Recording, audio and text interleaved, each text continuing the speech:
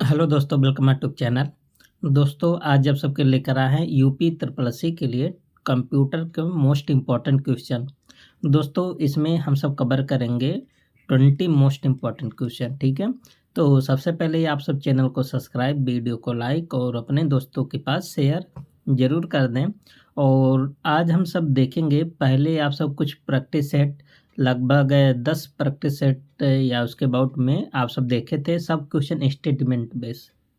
ठीक है, अब मैं 3-4 प्रकार के क्वेश्चन पूछता है। सबसे पहले ऐसे लीनियर वाइज पूछता है, उसके बाद स्टेटमेंट पूछता है और असर्शन रीजन का पूछता है। ठीक है, तो हर तरीके से आप सब, और मैच वाला पूछता है जो सुमेलित करना होता है। ठीक है, ये 3-4 पैटर्न पे क्वेश्चन आयोग बार बार पूछता है, तो हर पैटर्न का क्वेश्चन हम सब कवर करेंगे। ठीक है, धीरे धीरे।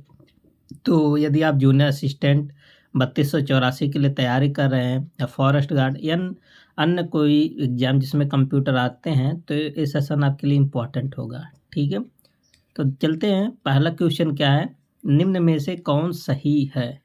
यहाँ देखिए, आज कुछ क्वेश्चन का मॉडल बदला हुआ है। ठीक है, आज सब ऐसे आप सबको वन लाइनर वाला ही मिलेगा। तो इसमें से सही बताना करके, प्रिंटर केवल इनपुट डिवाइस होता है। क्या बात सही है? देखिए, प्रिंटर यहाँ केवल भी शब्द लगा दिया, वैसे प्रिंटर आउटपुट डिवाइस होता है, ना कि इनपुट। ठीक है, तो पहला तो गलत है, आपको सही बताना। सीपीयू का मुख्य जो काम है डेटा को प्रोसेस करना है, बिल्कुल बात सही है। तो यही तो सही लिखा है, सीपीयू का काम क्या होता है, डेटा को प्रोसेस करना है। ठीक है, तो दोस्तों इस टाइप के क्वेश्चन में आप सबको हर ऑप्शन को देखना, क्योंकि यहाँ पर देखिए ऑप्शन ई भी है। ठीक है, और रैम को अस्थाई स्टोरेज के रूप में इस्तेमाल नहीं, रैम जो होता है अस्थाई नहीं होती बल्कि अस्थाई होता है, टेम्परेरी होता है। ठीक है, रैंडम एक्सेस मेमोरी रैम का मतलब। और एम एस एक्सेल केवल टेक्स्ट एडिटिंग के लिए उपयोग किया, केवल क्या है टेक्स्ट एडिटिंग होता है, नहीं होता है। यहाँ पर बहुत सारे काम होते हैं। ठीक है, तो ये भी एक बात गलत, सी वाला भी गलत, ए वाला भी गलत। तो आपसे सही पूछा था, तो सही ऑप्शन कौन सा हो जाएगा, बी ऑप्शन। ठीक है, आप यहाँ पर देख भी सकते हैं। देखिए, प्रिंटर आउटपुट डिवाइस होता है, ना कि इनपुट। ठीक है, और सीपीयू का पूरा नाम सबको याद ही होगा, सेंट्रल प्रोसेसिंग यूनिट। कंप्यूटर का इसे माइंड बोलते हैं, दिमाग बोलते हैं, जो सभी गणनाएं और डेटा को प्रोसेसिंग करता है। रैम का मतलब रैंडम एक्सेस मेमोरी, एक अस्थाई स्टोरेज है, मतलब अस्थाई मेमोरी होता है। और कंप्यूटर के बंद होने पर इसमें से जो डेटा होता है ना, मिट जाता है। ठीक है, और रोम जो होता है, रोम में डेटा बना रहता है। एमएस एक्सेल स्प्रेडशीट और डेटा एनालिसिस के लिए उपयोग होता है, सिर्फ टेक्स्ट एडिटिंग के लिए यूज नहीं होता है।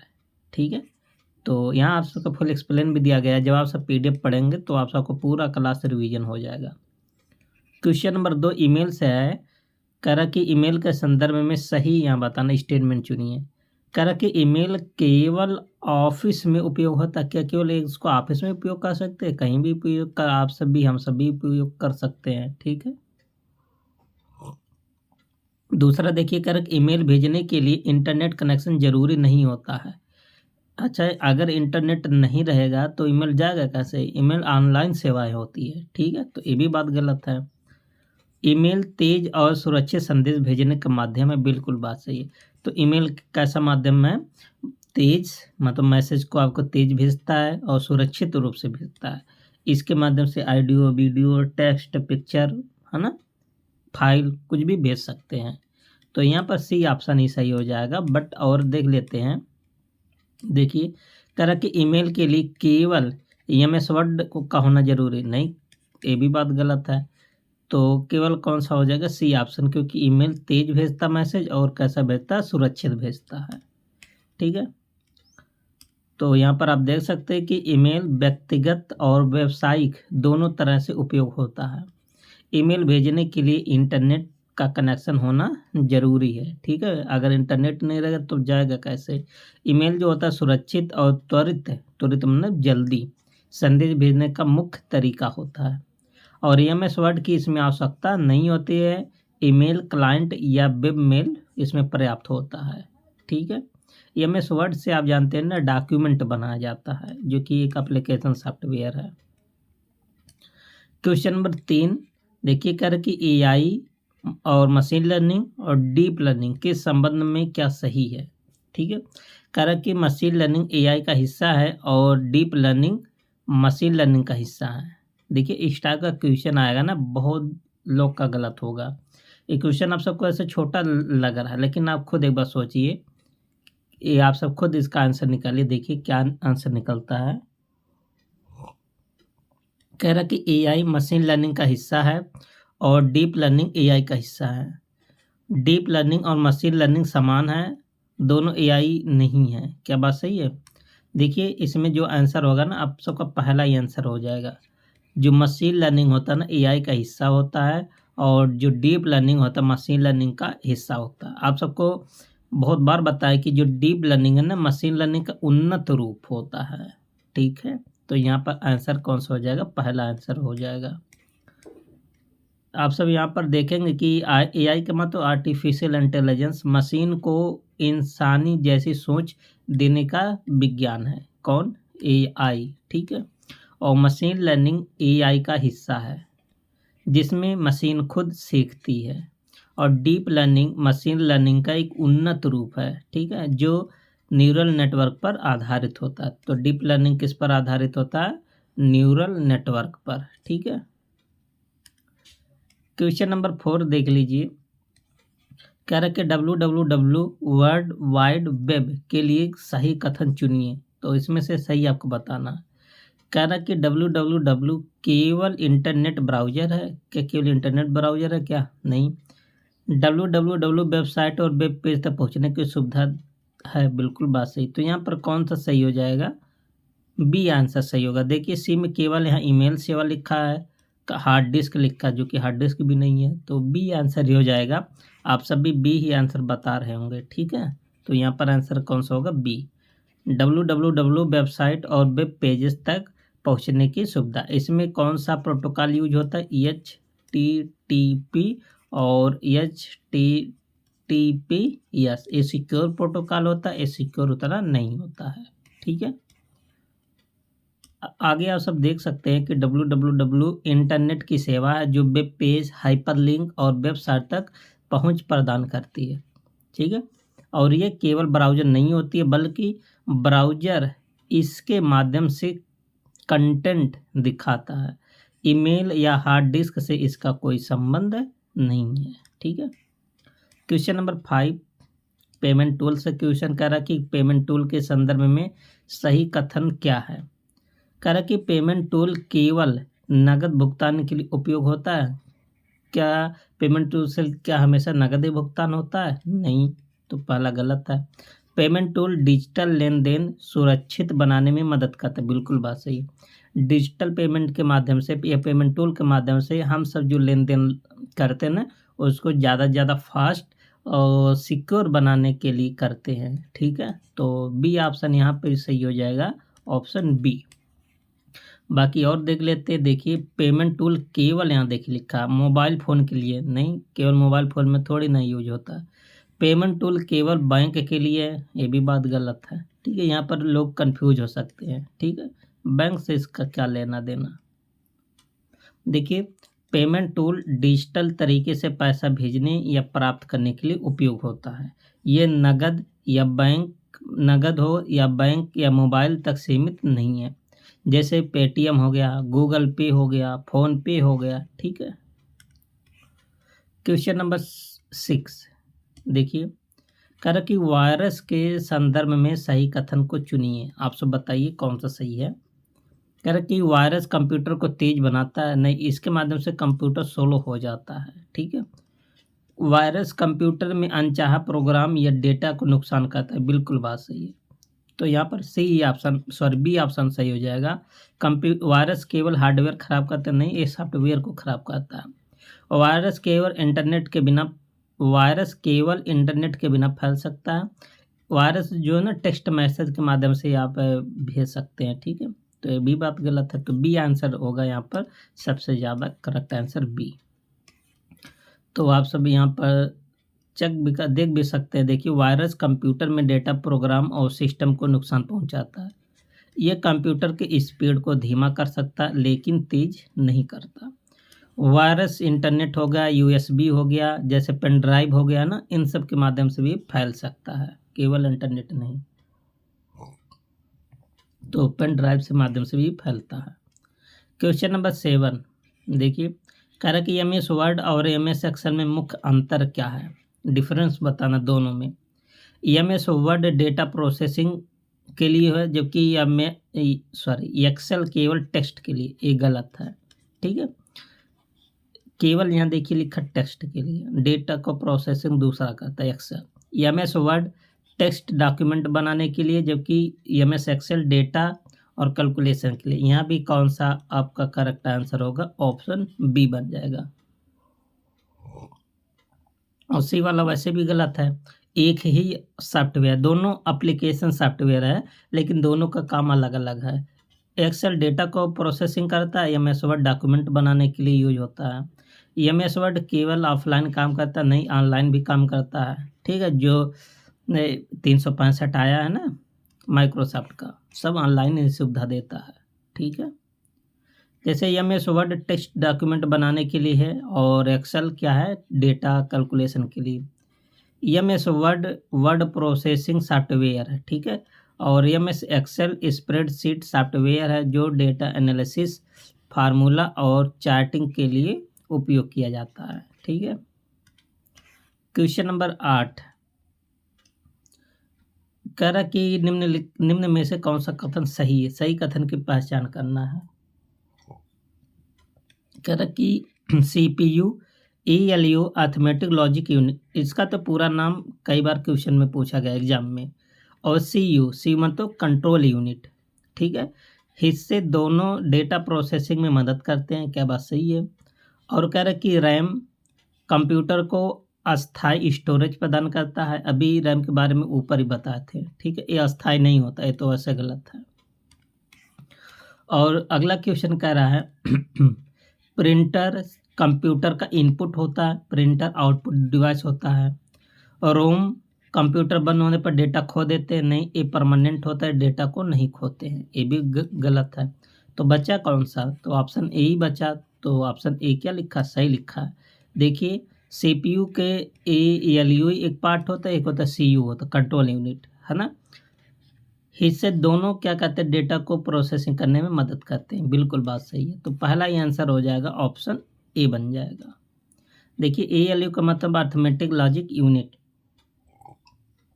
इसका काम कहाँ होता है, गणना करना, लॉजिक ऑपरेशन में होता है।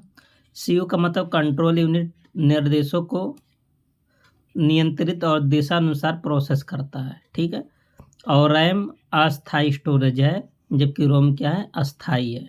ठीक है, और प्रिंटर एक कैसा डिवाइस होता है, आउटपुट डिवाइस होता है। क्वेश्चन नंबर 9 देखिए, कह रहा कि एमएस एक्सेल में केवल टेक्स्ट डेटा ही स्टोर किया जा सकता है, केवल टेक्स्ट डेटा, ये भी बात गलत है। एक्सेल में फार्मूला और फंक्शन का उपयोग करके डेटा का विश्लेषण किया जा सकता है, बिल्कुल बात सही है। तो यहाँ पर भी कौन सा आंसर आपका करेक्ट बन जाएगा, ऑप्शन बी बन जाएगा। ठीक है, देखिए, एक्सेल डेटा एनालिसिस और स्प्रेडशीट कार्यों के लिए सबसे अच्छा टूल होता है। फार्मूला जैसे सम हो गया, एवरेज हो गया, इफ हो गया, वी लुकअप हो गया आदि चार्ट्स और डेटा विश्लेषण के लिए प्रयोग होते हैं। क्वेश्चन नंबर 10 देखिए, कह रहा कि एआई एप्लीकेशन के संदर्भ में सही कथन चुनिए। कह रहा कि एआई एप्लीकेशन केवल गेमिंग तक सीमित, जहाँ केवल शब्द लिखा वहाँ लगभग गलत ही होता है 99%। एआई एप्लीकेशन वास्तविक दुनिया में decision making, health care, finance, robotics, education, है ना, इन सब फील्ड में यूज होता है, बिल्कुल बात सही है।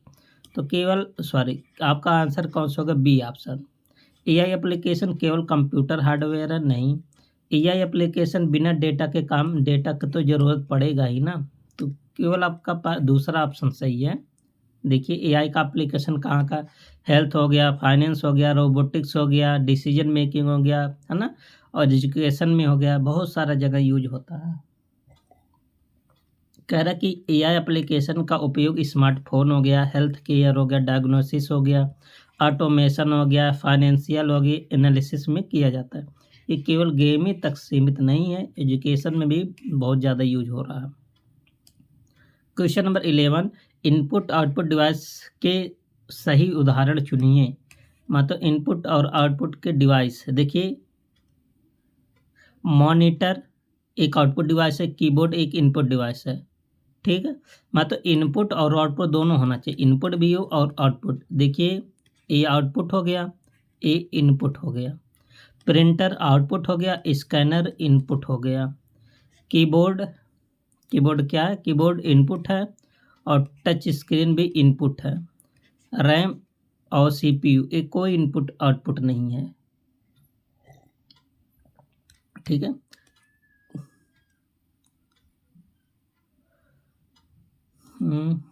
एक मिनट फिर से, इनपुट आउटपुट डिवाइस की सही उदाहरण चुनिए। इनपुट और आउटपुट देखिए, तो देखिए एक बार क्वेश्चन फिर से देखते हैं, ठीक है। आप सब अगर ध्यान से अगर क्वेश्चन के बेस पे चलेंगे, देखिए सबसे पहले आपका डिवाइस इनपुट होना चाहिए, उसके बाद क्या होना चाहिए, आउटपुट होना चाहिए, ठीक है। अब इसी के अनुसार आप सब आंसर को सेलेक्ट करेंगे, पहला इनपुट दूसरा आउटपुट। देखिए मॉनिटर आपका आउटपुट होता है और कीबोर्ड आपका इनपुट होता है, तो पहला तो आंसर होगा नहीं। अगर वैसे रैंडमली होगा तो पहला ऑप्शन आप सबको हो सकता है, ठीक है, अगर ऑर्डर का ध्यान ना रखें। तो प्रिंटर आपका आउटपुट होता है, स्कैनर आपका इनपुट होगा, तो ये भी नहीं है। देखिए पहला इनपुट होना चाहिए, दूसरा ही होना चाहिए। कीबोर्ड आपका इनपुट होता है और टच स्क्रीन भी इनपुट और आउटपुट दोनों होता है, तो देखिए पहला इनपुट दूसरा आउटपुट, तो इसके बेस पर आप सबका आंसर कौन सा होगा, सी। टच स्क्रीन देखिए दोनों होता है, इनपुट भी हो, इनपुट की तरह भी काम करता है और आउटपुट, तो आउटपुट में इसको आप काउंटिंग कर लीजिए, कीबोर्ड आपका इनपुट हो गया, तो इसका आंसर कौन सा बन जाएगा, सी ऑप्शन, ठीक है। देखिए इनपुट डिवाइस कौन कौन है, कीबोर्ड हो गया, माउस हो गया, स्कैनर हो गया, ठीक है। और आउटपुट डिवाइस कौन है, मॉनिटर हो गया, प्रिंटर हो गया, ये सब कौन से डिवाइस है, आउटपुट डिवाइस है। स्पीकर हो गया, ये भी आउटपुट डिवाइस है। टच स्क्रीन दोनों होता है, जैसे इनपुट और आउटपुट दोनों के रूप में काम कर सकता है, ठीक है।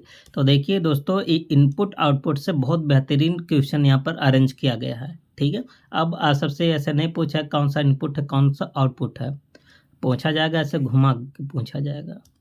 क्वेश्चन नंबर 12 कह रहा कि डीप लर्निंग मतलब डीएल के बारे में सही कथन क्या है। कह रहा है कि डीप लर्निंग केवल हार्डवेयर का नाम है, गलत है, केवल हार्डवेयर थोड़ी नहीं होता, सॉफ्टवेयर भी होता है।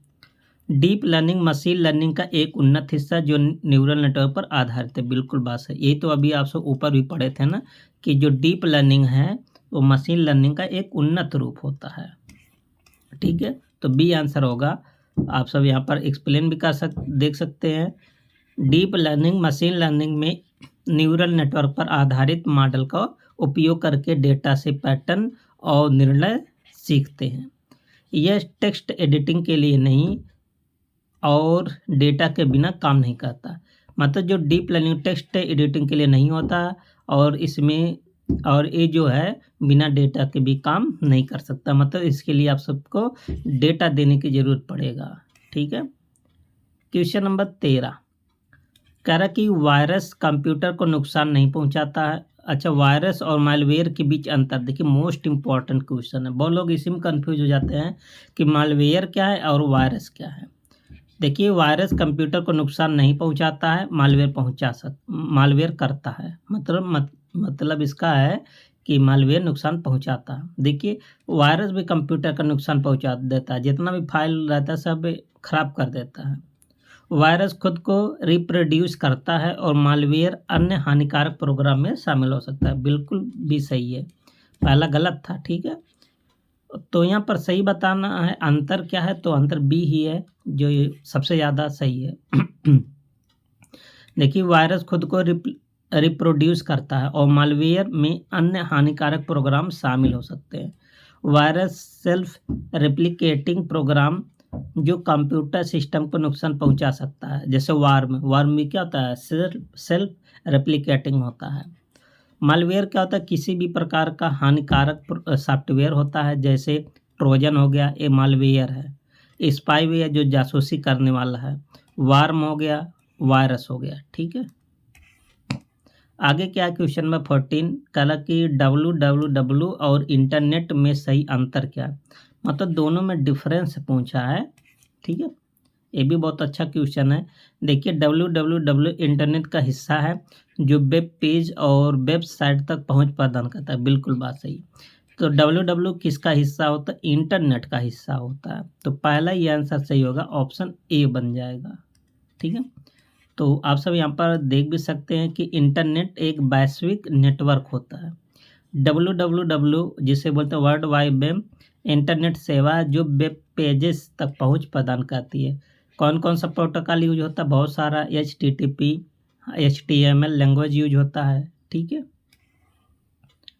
क्वेश्चन नंबर 15, कह रहा कि पेमेंट टूल के लिए सही कथन चुनिए।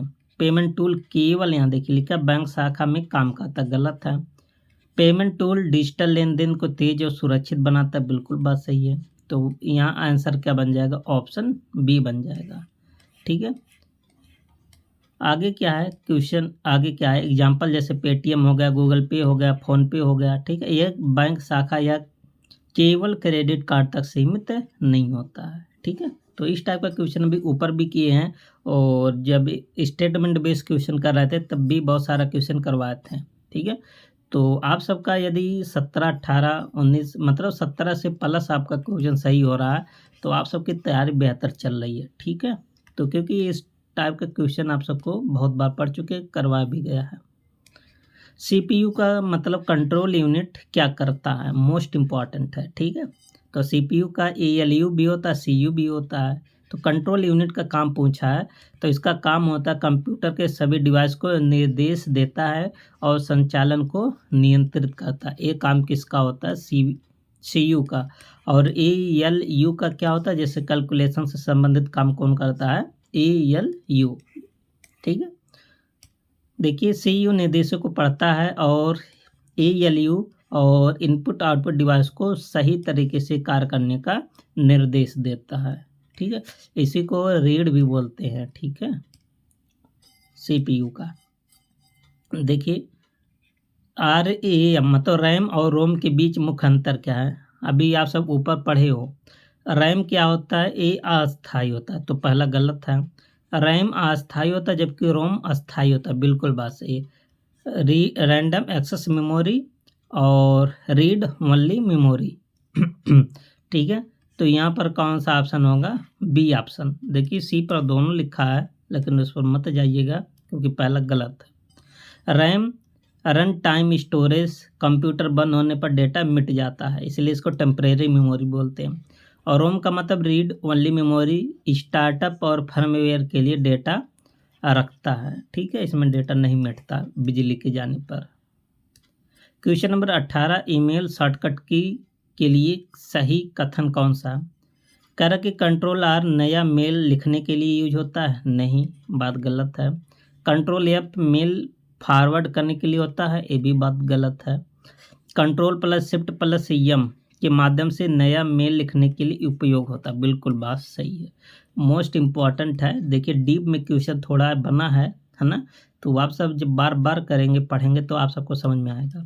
तो सी आंसर होगा, आप सबका भी सही होना चाहिए। ठीक है, तो सी आंसर है control plus shift plus M नया मेल लिखने के लिए। कंट्रोल प्लस R से होता क्या है? रिप्लाई देने के लिए। ठीक है, और कंट्रोल प्लस F से क्या होता है? मैसेज को फॉरवर्ड करने के लिए। और कंट्रोल प्लस P से क्या होता है? प्रिंट करने के लिए। ठीक है, क्वेश्चन नंबर 19, करके प्रिंटर में डॉट मैट्रिक और लेजर प्रिंटर के बीच अंतर क्या है? आप जानते हैं प्रिंटर कई प्रकार का होता है, तो उसी में का एक डॉट मैट्रिक प्रिंटर होता है, एक लेजर प्रिंटर होता है, दोनों में अंतर पूछा। कह रहा कि डॉट मैट्रिक प्रिंटर तेज होता है, लेजर धीमा। नहीं, लेजर तेज होता है। ठीक है, तो पहला तो गलत है। Dot matrix printer impact printer है जबकि laser printer non impact printer, बिल्कुल बात सही है। ठीक है, तो यहाँ पर कौन सा ऑप्शन हो जाएगा? बी आंसर होगा। आप सब प्रिंटर के प्रकार में पढ़े भी होंगे। दोस्तों आप सबको बता दें कि यदि आप यूपी जीके और कंप्यूटर के डिटेल में कलरफुल नोट्स चाहते हैं जहाँ से बार बार एग्जाम में क्वेश्चन पूछा गया है, ठीक है, तो आप सब चैनल के होम पेज पर जाएंगे, वहाँ पर कॉन्टेक्ट नंबर होगा, आप वहाँ से संपर्क कर सकते हैं। ठीक है, ये सब जो प्रिंटर हो गया, जो मतलब एडवांस जो टॉपिक है एकदम फुल डिटेल में डिस्कस है, इसी में से पूछा जाता है, बट केवल आप सबको क्या है, नोट्स को लगभग 4-5 बार पढ़ लेना ताकि एकदम याद हो जाए। ठीक है, उसके बाद हम आपको फुल कॉन्फिडेंस आएगा। आप कहीं भी पढ़िए, कहीं भी टेस्ट दीजिए, आप सबको अच्छा मार्क आएगा। ठीक है, तो देखिए डॉट मैट्रिक इम्पैक्ट प्रिंटर है, जबकि लेजर प्रिंटर नॉन इम्पैक्ट है। ठीक है, तो बी आपका ऑप्शन सही होगा। डॉट मैट्रिक प्रिंटर किस पर काम करता है? पिन और इंक रिबन से प्रिंट करता है। इसका प्रॉपर्टी सबको याद होना चाहिए। लेजर प्रिंटर लेजर और टोनर से प्रिंट करता है, ये भी क्वेश्चन पूछा गया। और कैसा प्रिंटर है? नॉन इम्पैक्ट है। और आज का लास्ट क्वेश्चन है क्वेश्चन नंबर 20। कह रहा कि एआई एप्लीकेशन और मशीन लर्निंग के बीच अंतर क्या है? तो एआई केवल सॉफ्टवेयर है, एमएल हार्डवेयर है। देखिए एमएल हार्डवेयर नहीं। कह रहा कि मशीन लर्निंग एआई का एक सबसेट है। ये भी इम्पॉर्टेंट क्वेश्चन है, क्वेश्चन में पूछा गया केवल यही लाइन, जो डेटा से सीखने की क्षमता देता है। बिल्कुल बात सही। तो यहाँ पर आंसर क्या होगा? बी ऑप्शन होगा। ठीक है, देखिए एआई इंसानों जैसी बुद्धिमत्ता है। मशीन लर्निंग मशीन खुद सीख सके, एआई का एक हिस्सा है। डीएल मतलब डीप लर्निंग न्यूरल नेटवर्क पर आधारित मशीन लर्निंग का उन्नत रूप है। ठीक है, तो दोस्तों ये जो 20 क्वेश्चन का सेट आप सबको करवाया जा रहा है, आप सबको कैसा लग रहा है आप सब कमेंट बॉक्स में ज़रूर बताएं। आप सब देखिए जब क्वेश्चन पढ़ते हैं आपके मन में तुरंत क्लिक कर जाता है कि क्वेश्चन हमें आ रहा है कि नहीं आ रहा है। ठीक है, अब अगली बात से करेंगे, आंसर को हाइड ही कर देंगे पहले से। ठीक है, तब आप सबका और कॉन्फिडेंस बढ़ेगा। मिलते हैं नेक्स्ट प्रैक्टिस सेट में, तब तक के लिए best of luck. Thank you and take care.